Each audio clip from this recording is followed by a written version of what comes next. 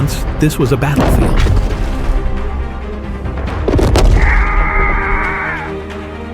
Now, only death remains. A valley filled with bones, dry and forgotten. This is Ezekiel, a prophet in exile, chosen to speak, in a land where no one listens. Huh?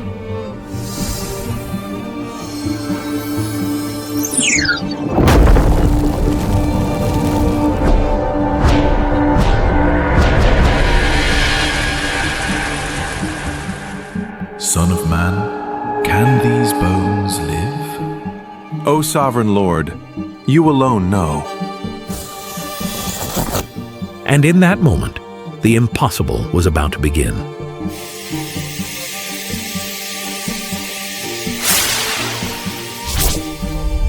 So what will happen next? Will these bones rise and life return to the dead? But before the answer comes, we must go back to where Ezekiel's story truly begins. Today, Lego Bible Adventures proudly presents the movie Ezekiel and the Valley of Dry Bones.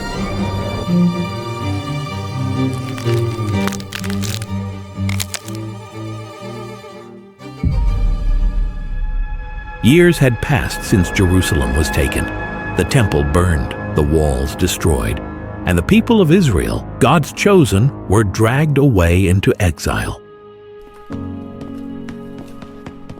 They lived as captives in Babylon, broken, humiliated, and forgotten. Their songs of worship turned into silence. Their prayers seemed lost in the air. It felt like God had left them. For to them, Jerusalem was more than a city. It was home. It was the dwelling place of the Lord. The hope of return lived in every heart. Among them was Ezekiel, son of a priest. He had once dreamed of serving in the temple of the Lord. But the temple was gone, and with it, his hope. He thought his life had already ended before it truly began. But in that very moment, something was stirring. In the 5th year of exile, by the Kibar River, the heavens opened.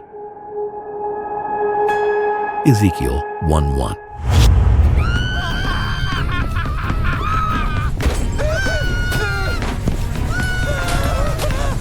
Ezekiel looked, and behold, living creatures unlike anything on earth stood before him. Each had 4 faces and 4 wings. The face of a man, a lion, an ox, and an eagle.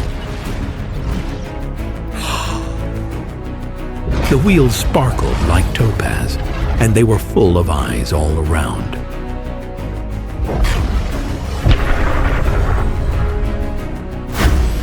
This was the appearance of the likeness of the glory of the Lord.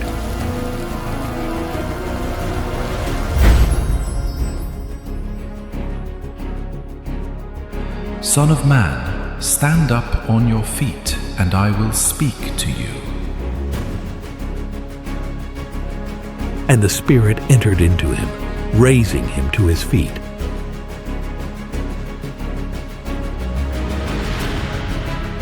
I am sending you to the Israelites, to a rebellious nation. Whether they listen or fail to listen, you must speak my words to them. Lord, I am only one man. How can I speak when none will hear? Do not be afraid. Do not be terrified by them. Open your mouth and eat what I give you.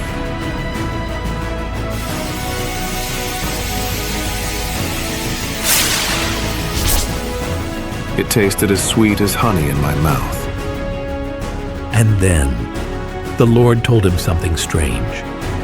I will make your tongue stick to the roof of your mouth, so that you will be silent. But when I speak to you, I will open your mouth, and you shall say, 'This is what the sovereign Lord says.'" Ezekiel 3:26-27. In that moment, Ezekiel was no longer just a priest in exile. He became a prophet of the Lord, a watchman over a broken people. His mission would not be easy. His words would pierce hearts and bring him sorrow. But this was the calling he could not escape. Among the exiles, Ezekiel was called to speak. Yet to the people, he was only another captive, another man broken by Babylon. First, the Lord gave him a strange command. "Take a brick, carve upon it the city of Jerusalem, a sign of the siege to come." Behold, this is Jerusalem. Lay siege against it, build a ramp, set up camps against it. A brick for a city? Has he gone mad? To them, it was a child's game. But every line he carved was a prophecy of fire and sword. Then the Lord demanded even more. Ezekiel's own body would bear the guilt of the nation. Day after day, he lay on his side before the brick of Jerusalem.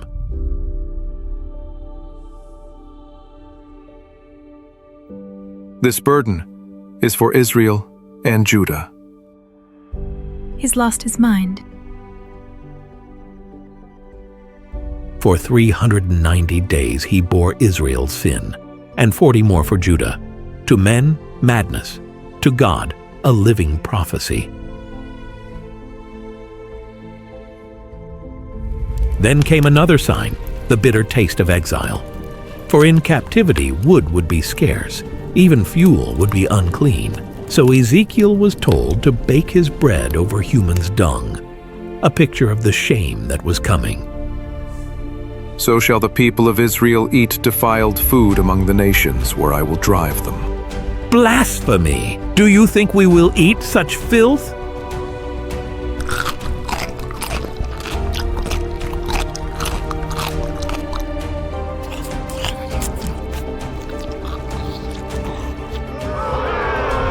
Ew, look at him, eating dung like a madman.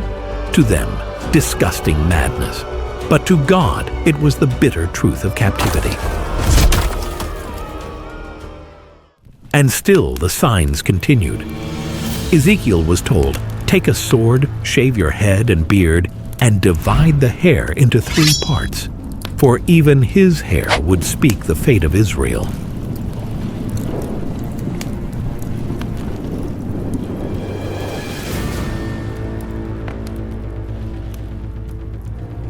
A third would perish by plague and famine inside the city.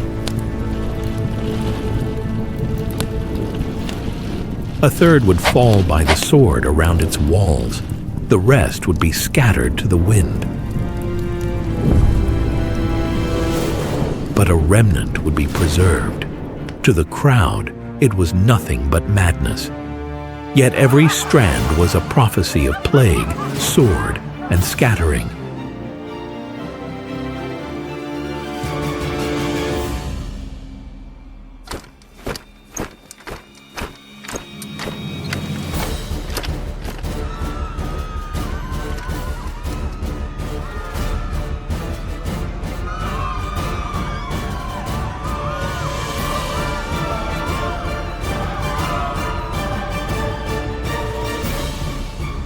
Yet the people did not repent. Instead, their hearts grew harder.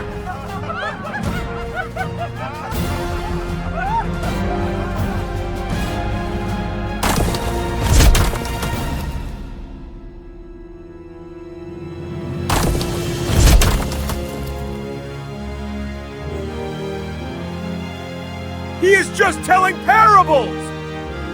Do you really think the Lord would ever abandon his own house? Jerusalem will never fall. They could not imagine Jerusalem falling. To them, the city of God was untouchable, eternal. But soon, every word would be tested in fire. The prophet could not answer their scorn. His silence was from the Lord. But the people thought it weakness.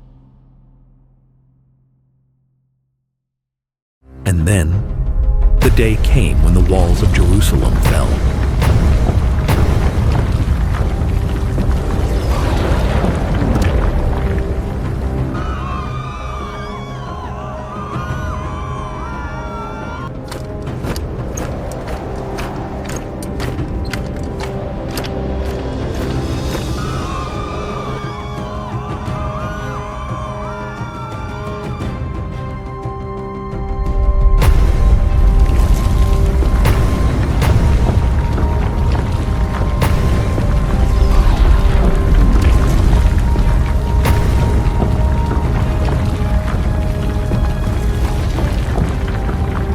I must tell them! Babylon has broken the city!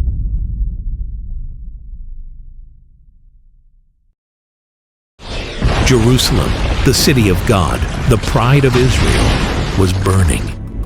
Its walls, once thought unshakable, now crumbled under Babylon's fury.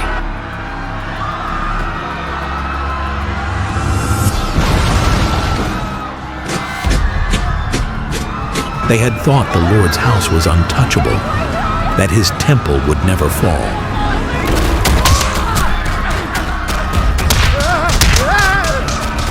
But now, even the holy place was given to the fire.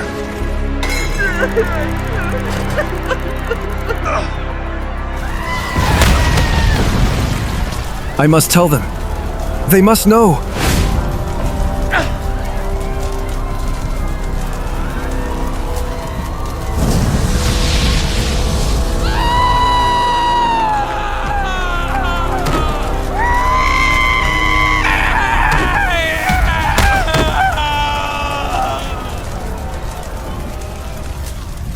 And so, the word came to the exiles, a messenger from the ashes of Zion, with news too heavy to bear.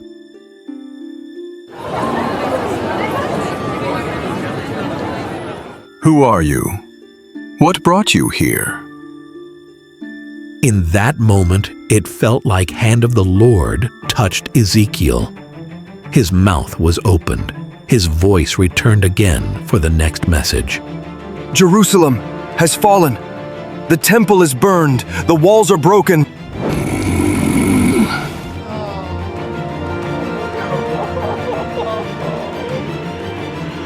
To the exiles, it was more than the loss of a city. It was the end of their hope, their worship, their very identity as God's people. For they had believed, Jerusalem will never fall. They tore their clothes. They fell to the ground, and the camp was filled with cries of despair.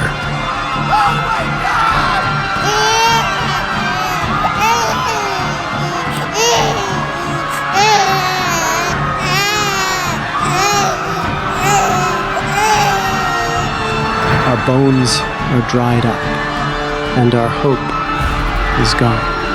It was the sound of a nation that had lost everything. Its land, its temple, its God, all is lost.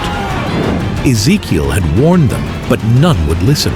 Now the city was gone. And all that remained was despair. But was this truly the end? Or could life yet return, even to the valley of dry bones?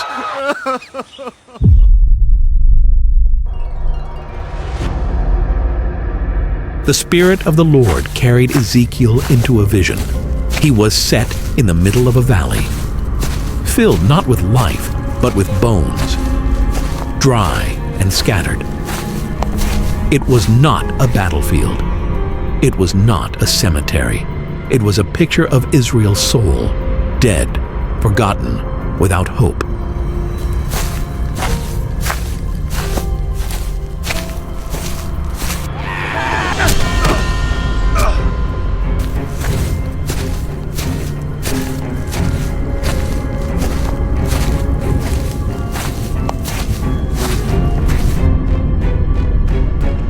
My Lord, where are you?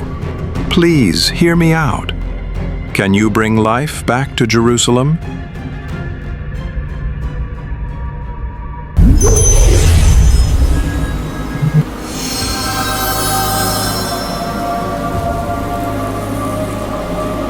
Holy Jesus. Son of man, I also have a question for you. Can these bones live?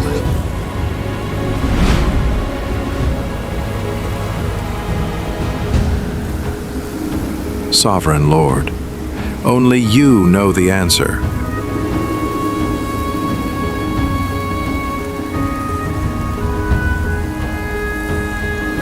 He dared not answer with reason, for before him lay only death. Yet the Lord asked, not for wisdom, but for faith. Prophesy to these bones and say, dry bones, hear the word of the Lord. O dry bones, you shall hear the word of the Lord. And at the sound of prophecy, the impossible began to stir. Bone came to bone, flesh covered them, yet still there was no breath in them. Prophesy to the breath and say,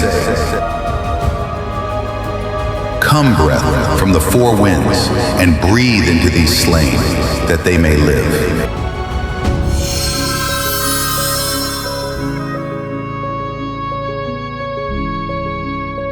Come, O breath, from the four winds, breathe upon these slain. Come, O breath, from the four winds, breathe upon these slain. Come, O breath, from the four winds, breathe upon these slain. And the breath entered them. They rose to their feet, an army beyond number.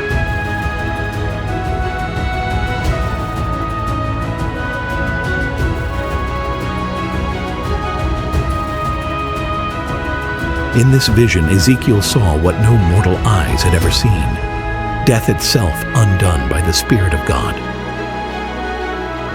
Son of man, these bones are the people of Israel. They say, our bones are dried up, our hope is gone. But I will put my spirit in you, and you will live. I will bring you back to your land.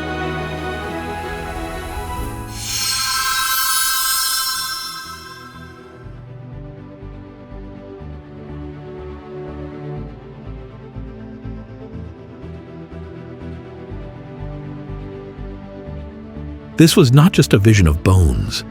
It was the promise of God to breathe life back into His people.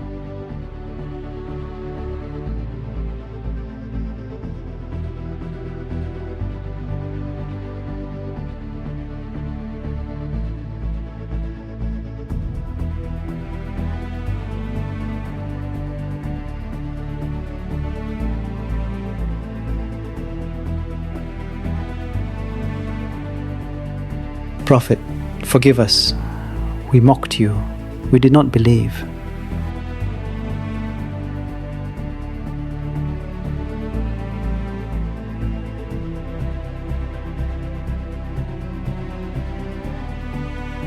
Why aren't you mad at us? The Lord has shown me His mercy, and I forgive you, for He has forgiven us. He will not abandon His people. I saw a valley of dry bones. By His Spirit, they stood alive, a mighty army. So too will He breathe life back into us. Prophet, is it true? Can the Lord bring us back to life? Yes, for I have seen it. The Lord Himself showed me. He will breathe life into us again.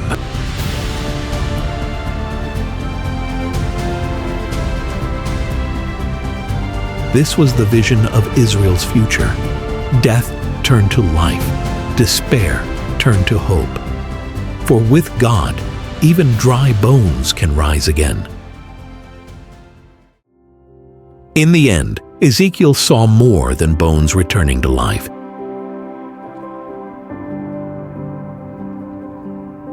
He saw a promise. The Lord declared, "I will put my spirit in you, and you will live. I will settle you in your own land." Ezekiel 37:14. The Valley of Dry Bones was not just a vision of the past. It was a prophecy of hope. Israel's story was not over, and neither is yours.